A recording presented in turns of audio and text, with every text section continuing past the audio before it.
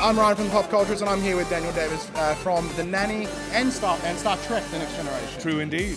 That's a very broad difference in show. Yeah. Like, let's start off with the Nanny, of course. That's went for like 100 and something episodes. 164, yeah. And you were in every single one. Yeah. What was that like? Well, it was, doing a comedy series, people think we just are silly all day and laugh all day and carry on. That's true on a dramatic series. On a comedy series, it's very serious because we can get everybody to agree on what's sad and what's moving and powerful emotionally. But it's very difficult to get everybody to agree on what's funny.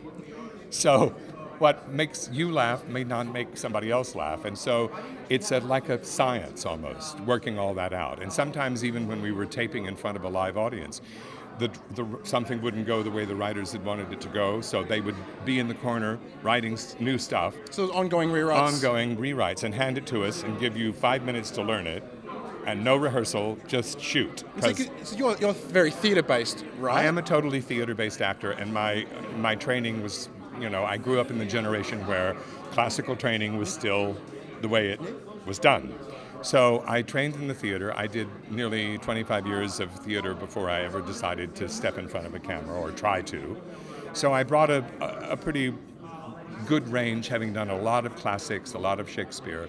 And having grown up in Arkansas, I did not have the Southern accent, which would have been really unfortunate. But I learned how to do a lot of different accents. I was going to say, your voice is very different to what people know you as the Nanny on. Like with all those Shakespearean, does that help get the accent? It does help. And I studied, as I said, classically, so you can't really do the classics with any sort of regional sound. Okay. So it makes the poetry die if you do it that way. So I trained with some of the better people in the States to get rid of all of that. And then when I'm doing Niles, I don't use my everyday voice. I go all the way over to, British forward sounds and, oh, privilege, sir. And then when I did Moriarty... That felt really good.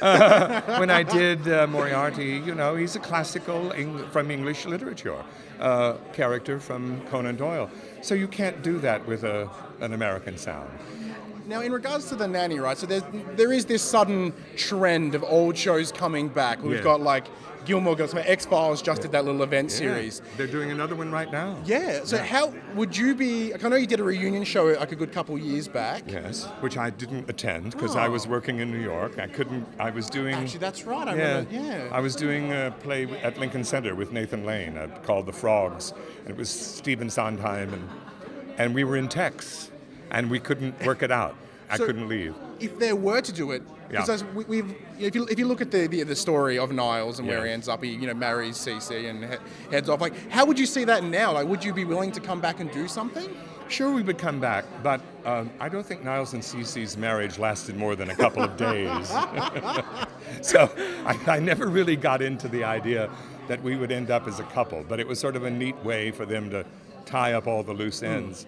But I think if we came back, we would be divorced, we would be enemies, and we would have 2 children who were seriously, seriously damaged. Well, thank you very much for your time, Daniel. My It's an pleasure. absolute pleasure to meet you. Thank you so much. Bye-bye.